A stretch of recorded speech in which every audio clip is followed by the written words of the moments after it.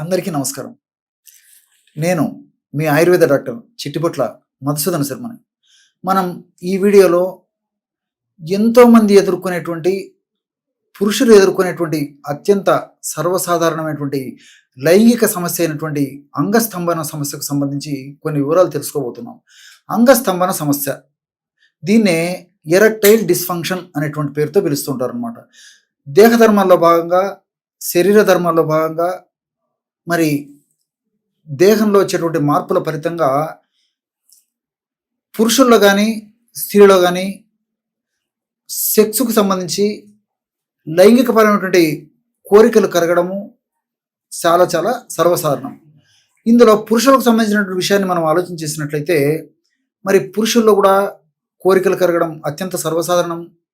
కానీ వివిధ రకాల కారణాల రీత్యా పురుషుల్లో కోరికలు కలగడము కలగకపోవడం ఒక సమస్య అయితే, ఆ విధంగా ఆ సమస్యకు తోడు మరి అంగస్తంభన సమస్య అంటే కోరికల పరంగానే కాకుండా అంగం కూడా స్తంభించకుండా ఉండేటువంటి పరిస్థితి ఏర్పడుతూ ఉంటుందన్నమాట.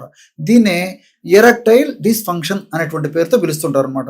ఎరెక్షన్ అంటే స్తంభనము, అంటే పురుషాంగం స్తంభించేటువంటి పరిస్థితి ఏదైతే ఉందో దాన్ని ఎరెక్షన్ అనేటువంటి పేరుతో పిలుస్తుంటారు అనమాట. డిస్ఫంక్షన్, ఫంక్షన్ అంటే సర్వసాధారణంగా చేసేటువంటి పని అని చెప్పేసి చెప్పుకోవచ్చు అనమాట. డిస్ఫంక్షన్ అంటే అది సర్వసాధారణంగా పురుషాంగము అంటే మెదడులో కొన్ని రకాలైన రసాయన మార్పుల యొక్క ప్రభావం చేత, ఆ యొక్క ప్రభావము పురుషాంగం మీద ఉండడం చేత పురుషాంగము కోరికలు కలిగిన వెంటనే మరి అంగం స్తంభించడం సర్వసాధారణంగా జరుగుతుంటుంది అనమాట. సో వెంటనే అంటే కోరికలు కలిగి మెదడులో మార్పులు జరిగిన తర్వాత ఒక్క 25 సెకండ్స్ కానీ లేకపోతే హాఫ్ మినిట్ మ్యాక్సిమం 1 మినిట్ లోపలనే పురుషాంగము మరి చాలా దృఢంగా, గట్టిగా, స్థూలంగా తయారయ్యేటువంటి పరిస్థితి ఏర్పడుతూ ఉంటుంది. కానీ కొన్ని రకాలైన కారణాల చేత మరి పురుషాంగం స్తంభించదు. దీన్నే ఎరెక్టైల్ డిస్ఫంక్షన్ అని పేరుతో పిలుస్తుంటారు. డిస్ఫంక్షన్ అంటే సరిగా స్తంభించకపోయేటువంటి పరిస్థితి ఏదైతే ఉందో దాన్ని డిస్ఫంక్షన్ అనేటువంటి పేరుతో పిలుస్తుంటారు. సో కాబట్టి అంగం సరిగా స్తంభించకపోవడం అని చెప్పేసి మనం చెప్పుకోవచ్చు అనమాట. ఈ యొక్క పరిస్థితి ఎదురైనప్పుడు ఆ కుటుంబంలో అనేక రకాలైన కలతలు, మరి కుటుంబ వైషమ్యాలు రావడము, అదేవిధంగా దంపతుల మధ్యలో అనురాగం దెబ్బతినడము, చిలికి గాలివానగా మరి ఇతర అనేక రకాలైనటువంటి పరిస్థితులు కూడా దారితీయడము, ఇలాంటివన్నీ కూడా జరిగేటువంటి పరిస్థితి ఏర్పడుతూ ఉంటుందన్నమాట. కాబట్టి ఇలాంటి సమస్య ఉన్నప్పుడు మరి చాలామంది కూడా డాక్టర్లతో చెప్పుకోలేరు, అదేవిధంగా ఇంట్లో భాగస్వామితో అసలు చెప్పుకోలేరు, స్నేహితులతో చెప్పుకోలేరు, బంధువులతో చెప్పుకోలేరు, ఆత్మీయులతో చెప్పుకోలేరు, శ్రేయభిలాషులతో చెప్పుకోలేరు. వాళ్ళకే వాళ్ళు మదన పడిపోతూ, ఆహారం సరిగ్గా తీసుకోకుండా, మానసికంగా కుంగిపోతూ, వాళ్ళు దైనందిన జీవితం చేసేటువంటి పనులు కూడా సరిగ్గా చేయలేకపోయి అస్తవ్యస్తంగా జరిగిపోయి మరి ఇంటికి పోవాలన్నా మొహం ఎక్కకుండా ఉండేటువంటి పరిస్థితి ఏర్పడి చాలా నరక యాతనకు గురయ్యేటువంటి పరిస్థితి ఏర్పడుతూ ఉంటుంది.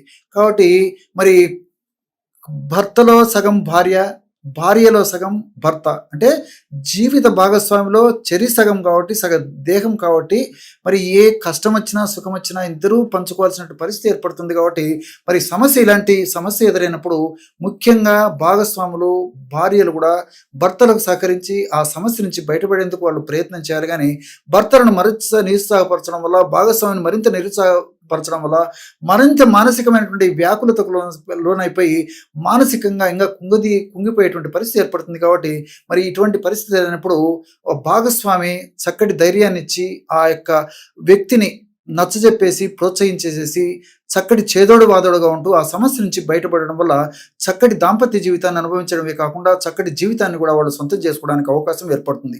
కాబట్టి దేహ ధర్మాల్లో భాగంగా, శారీర ధర్మాల్లో భాగంగా ఉన్నటువంటి ఈ యొక్క సమస్య కారణాలు, ఈ యొక్క సమస్య ఉన్నప్పుడు మరి ఎందుకు వస్తుంది మనం ఆలోచన చేసినట్లయితే, అంగం స్తంభించకపోవడానికి కారణం ఏంటంటే వీనోజెనిక్ ఎరెక్టైల్ డిస్ఫంక్షన్ అని చెప్పేసి ఒకటి ఉందన్నమాట. అంటే ఈ రక్తనాళాల్లో సిరలు, ధమనులు ఉంటాయి. సిరలు సరిగ్గా పనిచేయకపోవడం వల్ల కలిగేటువంటి అంగస్తంభన సమస్యని వీనోజెనిక్ ఎరెక్టైల్ డిస్ఫంక్షన్ అని చెప్పేసి పరిస్థితి పేరుతో పిలుస్తుంటారు. అట్లే ఆర్టీరియో ఎరెక్టైల్ డిస్ఫంక్షన్ అనేటువంటి పేరుతో మరొక పద్ధతిలో చెప్తుంటారు అన్నమాట. అంటే ఈ యొక్క రక్తనాళాల్లో ధమనులు సరిగ్గా పనిచేయకపోవడం చేత కలిగేటువంటి అంగస్తంభన సమస్య ఏదైతే ఉందో దాన్ని ఆర్టీరియోజెనిక్ ఎరెక్టైల్ డిస్ఫంక్షన్ అనేటువంటి పేరుతో పిలుస్తుంటారు. అదేవిధంగా హార్మోనల్ ఇంబ్యాలెన్సెస్ వల్ల కూడా కొంతమందికి అంగం స్తంభించకుండా ఉంటూ ఉంటుందన్నమాట. అదేవిధంగా 4వదిగా న్యూరోజెనిక్ ఎరెక్టైల్ డిస్ఫంక్షన్.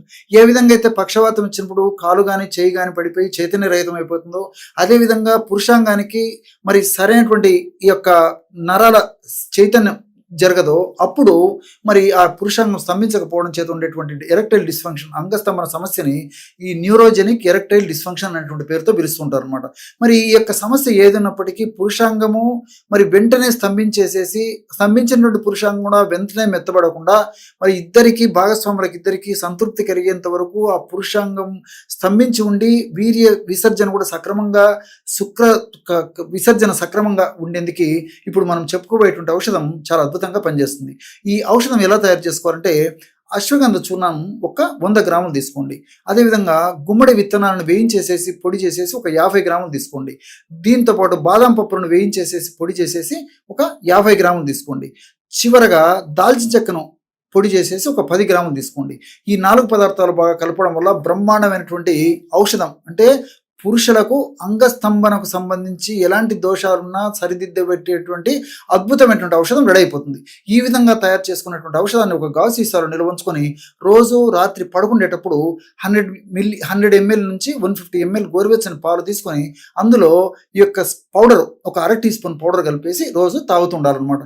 ఈ విధంగా రెగ్యులర్గా తీసుకోవడం వల్ల క్రమక్రమంగా దేహంలో వివిధ రకాలైన మార్పులు జరిగి మరి పురుషులకి చక్కటి అంగస్తంభన శక్తి సామర్థ్యం కలుగుతుంది. అదేవిధంగా నేను ఇంతకుముందు చెప్పినట్లు చక్కటి శృంగార తృప్తి, అనురక్తి అదేవిధంగా అనుభూతి కలిగేటువంటి పరిస్థితి ఏర్పడుతూ ఉంటుంది. కాబట్టి మరి ఎక్కువ రోజులు వాడినప్పటికీ అన్ని రకాలుగా సైడ్ బెనిఫిట్స్ ఈ యొక్క ఔషధం వల్ల ఉంటాయి. కాబట్టి యొక్క భార్యాభర్తల మధ్యలో చక్కటి దాంపత్య జీవితము, చక్కటి జీవితం కూడా వాళ్ళ సొంతమయ్యేదానికి అవకాశం ఉంటుంటుంది.